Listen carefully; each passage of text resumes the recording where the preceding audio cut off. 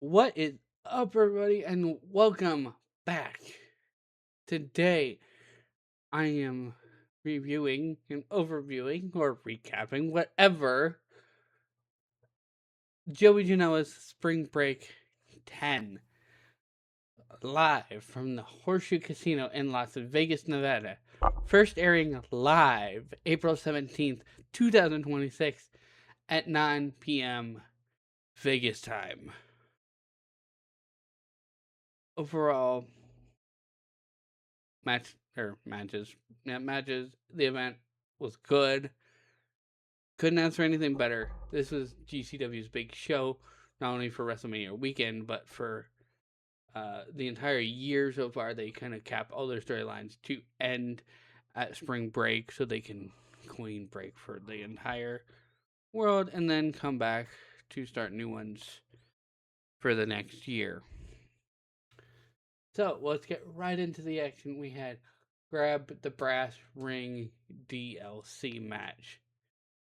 A lot like TLC. DLC is doors, ladders, and chairs. This match was really supposed to be a standard ladder match where the prize was hung above the ring, but Brett Lauderdale's admission that would have cost like $2,000 to hang this thing above the ring, so they would have had to hire a union guy to come and set up the rigging, hang it, and then probably tear it down and all that stuff. So yeah, he wasn't gonna do that. So it was just by pinfall. You had one called Manders, Bear Bronson, Charlie Mason, Gringo Loco, Man Like DeReiss, Shotzi Blackheart, Sidney Akeem, Yaki, Vengador, and Vipress. Very good match. Action starts off hot when Mason attacks Man Like DeReiss on his way to the ring. Then everybody in the ring just clears the way. Vipress dives to the outside on the Mason. Then we get the actual match very much going. Everybody brawls, dives, and everything is just going good. After a few minutes, we had MLJ come back on the mic saying, and our final participant, Masato Tanaka. Tanaka joins the fray. Everybody goes crazy. Get in the ring, spot, doing a lot of good stuff, just back and forth, trading back and forth between other participants. Then we had Vengador going to do a handspring, something. He runs, hits his handspring, his feet hit the ropes, the top rope snaps. Oh my god. I'm glad nobody was hurt. Could have ended very badly, but everybody worked around it like professionals. People that were high flyers doing ropes off the second rope like it was the top rope. It was very cool to see. Then, when it gets right towards the end of the match, Vipress looks like she's going to win. But Napier comes out and attacks Vipress. And all the shit hits the fan. Now, this was to extend the Vandal 48 versus Tremont, and by extension, Vipress and Bronson storyline into the clusterfuck the very next night, or the very next day, because it was like at noon. So to help that, Tremont comes out for the save. Napier goes to dive, which was either going to be a over the top rope or a suicide dive through the ropes, and just gets nailed with a sabu by Tremont. You couldn't ask for a better chair shot. The ding, the ring, the way Napier just flopped. Then Cogar comes out, jumps Tremont. They fight to the back. At some point during the chaos, Bear Bronson and Masato Tanaka brawl, continuing the fight from death Vegas. Or from MTK Fight Club. My bad. So, as the action's kind of winding down, everybody takes another turn doing spots in the ring. Eventually, Manders is in there with Vengador. Vengador, it does back and forth with Manders for a hot minute. Manders grabs a broken door from the floor of the ring and throws it to Vengador, and then a lariat straight through the door. Door explodes. Excellent visual. Then he comes back and hits that southern lariat to Vengador. Just boom, like half a second, if that, boom, and pins Vengador for the win, grabbing the brass ring. Excellent match. Couldn't ask for a better opener. So let's get into this. This match granted 4 stars from me. Excellent thing to note is Manders so rating in the ring. Then you see, I believe it's 49ers player and former Hawkeye George Kittle enter the ring and celebrate with his boy Manders. Excellent video to send it off. Obviously, they had to take a break. I think it was like probably 20 to 30 minutes, if not 40 minutes, in between the first and second match because of that rope breaking and them cleaning up the pieces from the match. But then we finally get into our second match. You had a trios match between the Rascalz of Dezmond Xavier, Myron Reed, and Zackary Wentz versus Bustah and the Brain, Alec Price, and Jordan Oliver, and one of the unofficial members of the team, the finest, Marcus Mathers. Excellent match back and forth between all this. You couldn't ask for a better 3-way. I understand why they put the grab the brass ring first, but I would have said that this was probably going to be a better opening contest. I also granted this match 4 stars. They just went over 16 minutes. Excellent time. They could have went a lot. Like, it couldn't have gone any better, is what I'm trying to say. And while I'm thinking about times, because I'm also noting the times, thanks to Cage Match, the Grab the Brass Ring modern match went just under 22 minutes. And I think a lot of that was because they had to take like a minute or two to kind of readjust to, the rope snapping, essentially. Then we moved into a match which I think should have been slightly higher. I would have flipped a couple matches to make this a little bit higher on the card. But we had the GCW World Title match between Hayabusa 2 and the last nail, Atticus Cogar. My God, this match is very, very good. Started off hot by Atticus pulling out the skewers right after the ring introduction, charging at Hayabusa, missing Hayabusa, but sticking them in the turnbuckle. And then, after a hot minute of back and forth, Cogar finally gets a little bit of space and introduces the fuckery into the match. It's going good, the whole story of the match was scars are in rink. So you had Atticus just scratching with skewers all across Hayabusa. Very good storytelling. Hayabusa using one of the chairs that Atticus introduced earlier. Hits a poetry emotion. I don't know if there's an actual name for it, but that's what it is. If you know what the poetry emotion is, you know what the poetry emotion is. So, very good. Atticus sells out of the corner, but sees that chair, and he slide kicks that bitch into Hayabusa's knee. Then he sets the thing up with him and just knees that chair into the face. Signature Cogar offense. Couldn't get any better than that. After a little bit of fighting, they fight out They set up a bed of chairs, the ultra-violent dance floor, as some might say. And Bustah gets laid onto it. Cogar goes up. Not sure if he was going for a moonsault or a moon stomp, but either way, he misses. As Bustah sits up and gets out of the way. But on his way down, he dismounts very awkwardly onto the last set of chairs.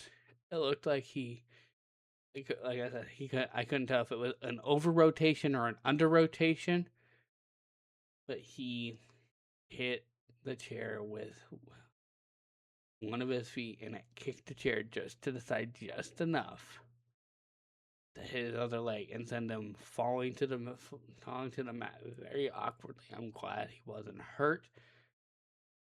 So yeah, it was just a very awkward setup for that match, or for that spot.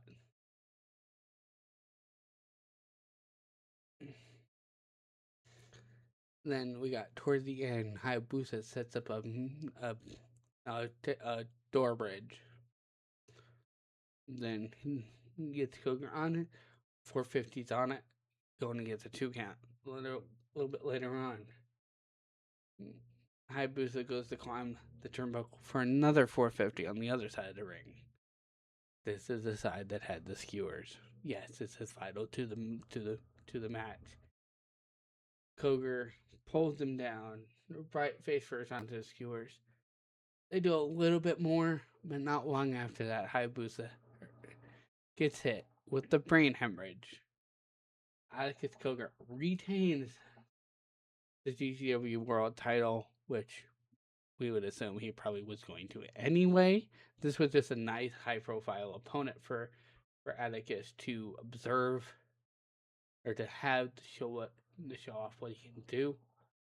I also gave this match 4 stars. So that's 3 4-star matches in a row for just this one card. In this match, they went just under 15 minutes. Specifically, it was 14 minutes 44 seconds. So, like, there was like a couple like spots they could have just cleaned up, but it was a very good match. Then we had your AEW National Champion, Jack Perry, teaming up with Marco Stunt as the Jurassic Express, taking on your newly reunited KJ Orso and Sam Stackhouse. Not much I can say. Marco Stunt enters the building, points towards an exterior side door. Cut to the outside. What comes pulling up? The Jurassic Express. Perry enters the building on a kind of not a mini bus, but something just slightly bigger than that. It was like, it was like that in between. It wasn't big school bus, but it wasn't little short bus either. Driven by the one and only Luchasaurus, aka Kill Switch, depending on who you ask. Very excellent. Like, apparently they're just doing this, is that they're traveling the country doing it. They just released a promo video about this. So yeah, then you had Stackhouse coming out with an ode to the one-man gang. The black and silver, which it looks like he wears well, and I think this might be his attire for a little while, at least while he's a heel. With the denim vest, it was awesome. To a big man paying tribute to a big man. Orso comes out wearing a nice, luxurious robe, which I wasn't aware till it was pointed out on Twitter that apparently there's an insignia on the back of the robe that represents his Native American history, or Native American, culture. Didn't know that. It's cool to find out that. Orso as a character is meant to be a bad guy, so you're not meant to know stuff like that, but having nods like that is just very cool. But besides that, this match went very back and forth the entire time. Marco Stunt taking a lot as a punishment. At one point, um, Orso and Stackhouse go to what looks like it's going to be a cannonball and some sort of kick, probably a drop kick off the top rope combo. But they stop short. Like Orso has done this before. This obviously the first time we've seen Stackhouse in GCW as the heel in a wrestling sense. He stops the cannonball. Orso just jumps from buckle to floor. Four eye pokes from the two of them. Yeah, nasty heel work, but it's good. Later on, they go to do the same thing, except this time they're going to actually hit the thing. You get Stackhouse running corner to corner, getting going for a cannonball, Orso going to jump into the drop kick. Stunt moves out of the way, making Stackhouse hit the turnbuckle, then making Orso kicking Stackhouse with that drop kick. Excellent miscommunication. Couldn't have been that better. Yeah, a little bit more fighting back and forth. Like this match was just back and forth the entire time. Eventually Orso gets his eyes on Perry's national championship. And all of a sudden you have MOJ, the ring announcer, has kind of been back and forth with KJ for a while under this new personality. Tells him no, grabs the title and be like, no, KJ, this isn't yours. You don't get to use this. And then through this extra power, ring announcer versus wrestler, Orso pulls Emo into the ring. Emo's freaking out. Orso orders Stackhouse to pick him up. Probably deliver her that wicked, I guess it would commonly be known as the Samoan driver, onto Emo. And then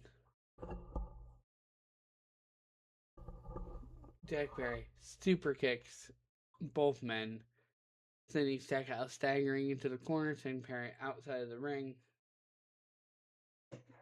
Sitting Emo on the top rope. Obviously, not completely trained wrestler that I'm aware of.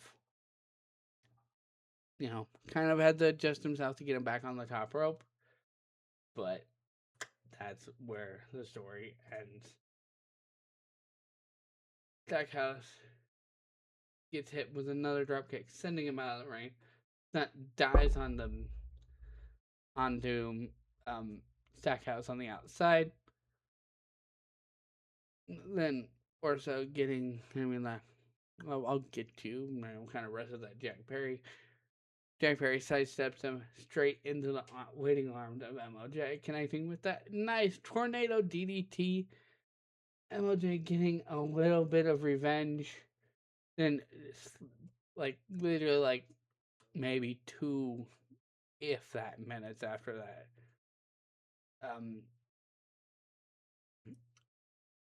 Perry and Stunt hit, I believe it's the Extinction Event is the name of their finisher, onto KJ, getting them the victory. Good use on the ongoing rivalry between Amo and KJ. Great ending. Again, I gave this match 4 stars. After the match, Marcus Stunt gets on the mic and just simply proclaims, "I'm fucking back." Now, unfortunately, this kind of got spoiled because due to, I would assume, promotion by companies getting Marco Stunt on their shows. People would already know he's at least back on a semi-regular schedule. So I don't know if this was a, hey, I'm back in GCW or I'm back in pro wrestling, period. But it was still an excellent moment to see after the story they had been telling. This match went just over 16 minutes. Everything's within that little time frame, a little bit longer, a little bit shorter. So we move on to a match that kind of it disappointed me.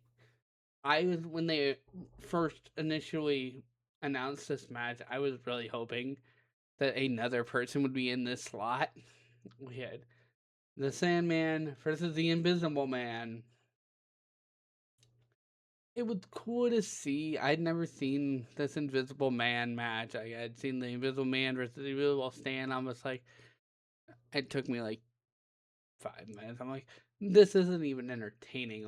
I'll justify it if it's entertaining. It wasn't entertaining for me. Watching it live, it was entertaining enough, but I wasn't gonna go back and rewatch this match for this review because didn't write this review live, and I was gonna watch it back so I could hit the important spots and then be able to pause and write a note and everything.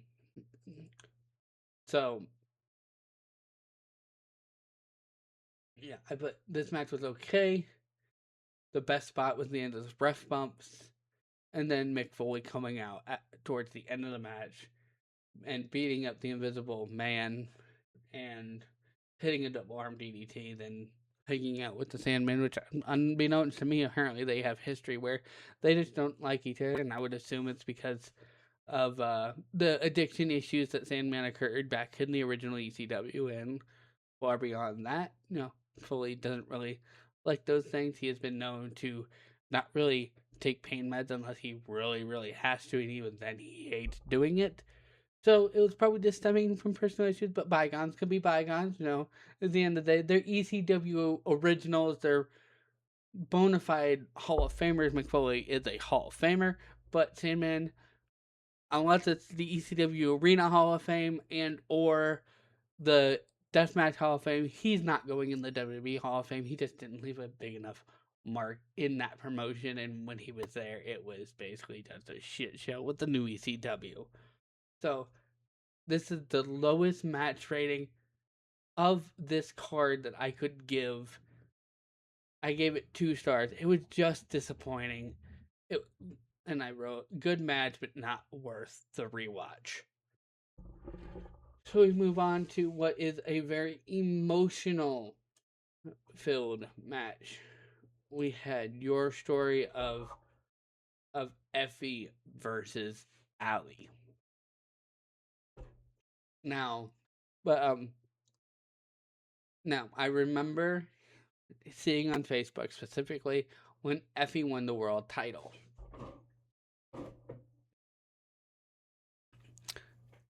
And I was like, okay, he earned it. I know a little bit about Effie, one of my former local indie staples. Wrestled him a lot back when he was living in the area they were in. So I'm like, okay, I would give Effie kind of like, okay, you deserved it. You came up. And then, I don't always agree with him. We don't have to agree. I don't have to agree with everybody in the wrestling world. But we had a very emotional match, back and forth. Ali mainly being conflicted and Effie just being crazy. Now, this character of Effie, I don't know if it's going to continue past this too much, but we'll have to see. At one point, Effie goes outside the ring, grabs a screwdriver from underneath the ring, and starts threatening Ali with it. Like, I'm going to use it. You know I'm going to use it. I'll use it on you. You just fucking tell me not to. One called Manders, who has a very much history with the two, apparently, which this is before I started watching GCW, so I cannot attest to any of this personally. He used to be part of the Second Gear Crew, which is a big stable that GCW was running that included Mance Warner, uh, Justice AJ Gray, Matthew Justice AJ Gray. At some point, Effie, Ali, and Manders. Again, I'm not quite sure, but I know like this, like it at least happened that I'm aware of. Um, but then Manders comes back out, as I was saying, in a Hawkeye jersey, saying, "No, you don't, like you don't need to do this, Effie."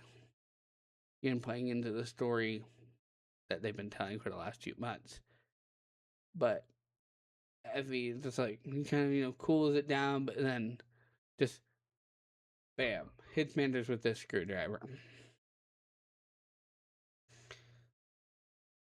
Just very very good storytelling. And a little bit later, after a little bit more back and forth, Effie goes outside and grabs the ring bell. I don't think this is the actual ring bell. I think this was another one because from everything I could tell, this ring bell, if it was an actual ring bell that somebody had used, it was very, very shitty. Because, like, the belt was already half fallen off, and I don't know the acoustics of ring bells. Like, I don't think I would assume that it can be tight and still work as a ring bell. But, like, eventually, like, the actual bell part ends up just falling off, so it's just the board. So, Effie again threatens to use the weapon on Ali. Then we had Pero, who's backstage help and a staple of their friendship and whatnot, comes out and interjects himself, being like, "Hey, no, stop it," because this is the entire story. Effie is going crazy, so he tries to talk Effie out of it,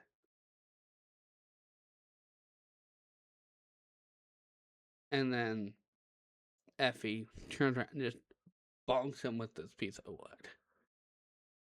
And I'm assuming that's what happened. Yeah, gets hit with it. I don't know if it was the end or if he gigged or what, but next time you see Pero, he's bleeding. It's a little bit, so I'm assuming it was just he caught the edge of the ring bell. And then Effie grabs said screwdriver and starts stabbing Pero in the head with it just repeatedly. Pero finally rolls out and goes off to the back. Then Effie eventually grabs a extra turnbuckle from underneath the ring and just taunts Ali with it. Ali just afraid, doesn't want to do anything bad to her friend. Then all of a sudden, to people that know, they hear familiar music coming. It's the Dark Sheik, friend of both of them, tag team partner to both of them. She comes out and basically tries to talk Effie down. She eventually wrestles the turnbuckle away from him, and she does what she has to do. She domes him with this turnbuckle, hands it to Ali, and basically says, "End it."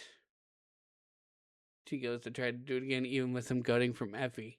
She just couldn't do it. She couldn't put down her friend.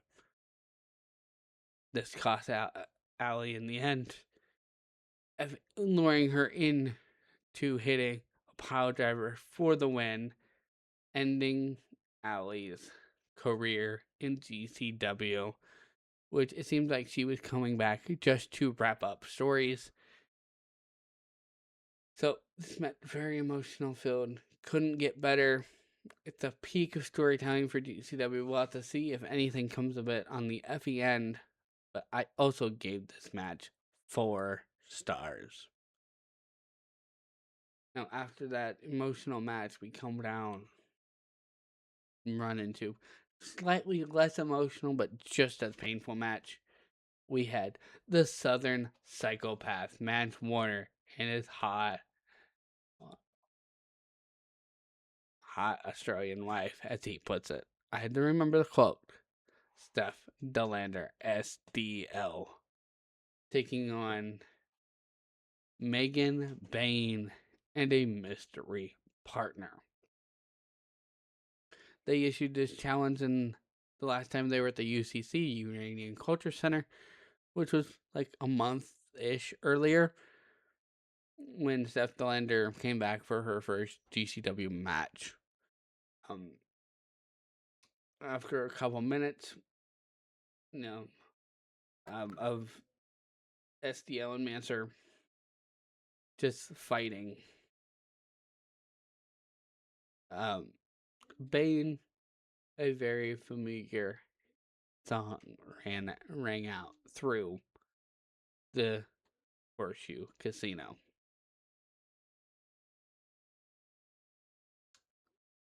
And that mystery partner was revealed as Nick fucking Gage. Now they're playing it up on camera. Who's gonna be crazy enough to fight Manser and Delander? Well, you got it. You got the man. You got the king. You got the god of this shit, Nick fucking Gage. Very much love this. Now, under instructions from Gage himself, Emma does the entire Nick Gage intro while they are fighting SDL and Mance Warner. Go through everything. I love it. It felt very New Jack-esque. Couldn't ask for anything better. But as the intro wraps up, they get into the action, just back and forth. This, that, and the other. At one point, 4 chairs are introduced. They use them a little bit. SDL and Manser sit and invite Bane and Gage to do so. And then we just had a good old slug out. After that, they end it. Bane or SDL and Warner get the advantage. They hit a double choke slam through the chairs. Then we had a double choke breaker by Gage and Bane. Then we had the pizza cutter come into place. Right as Gage pulls the pizza cutter out, we assume it's Brett from the back coming out and basically saying, 2 minutes remain in the time limit. I think that was a cue for Gage to, hey, turn it up. Let's get this thing wrapped up. It's time to go home. Because shortly after that, pizza cutter action comes in. They start carving up their Gage cards up the opponents. They hit, I think it was a power bomb and then a pile driver to end the match. It did feel rushed, but I think that's how it was supposed to be. Or they were getting ready to go overtime, and Brett's like, Gage, fucking, wrap this shit up, now. Because I think Brett Lauderdale's one of the few people that could just tell Gage, fucking go home right now. But good match. Again, this is a night of 4-star action. So yeah, 4 stars. Like I said, this entire card is full of bangers, except for one. And I'm talking down here with my hands. But yeah, except for one. And that was the damn Sandman match. The match that I was most disappointed about. Then we move on to your main event of the evening. We got the bad boy, Joey Janela, versus the prodigy, the chosen one, the son of a legend, Brody Lee Jr. Now, the way the story laid out was excellent. Brody Lee Jr. coming into with Hartford and running his mouth, Joey coming out for the save the next night, managing Joey from ringside, and Joey saying, hey, he was a pain in my ass last year, but we're friends now. And then Brody Lee Jr. laying out the challenge by asking, "Hey, Julie, what's going on in spring break? You'll have to wait and find out, kid. You could be in my corner. Don't worry." And the Jr., "Hey, I don't want to just be at spring break. I want to wrestle at spring break. Kid, you're 14. I can't let you do that. I didn't want to." Again, Lee Jr., "I don't want to wrestle anybody at spring break. I want to wrestle you at spring break, Joey." Then called him crazy. And I'm like, let's get out of here. We're taking up too much time. And here's the line that makes Joey snap. "Why don't you quit being Megan Bane's bitch?" Again, explaining the real life relationship between him and Bane. Not my place to judge, but it made for an excellent story. Joey Janela hits the pile, punches him, hit the pile driver. Kind of looks like a little remorse. You get the 6 weeks of heel Joey Janela.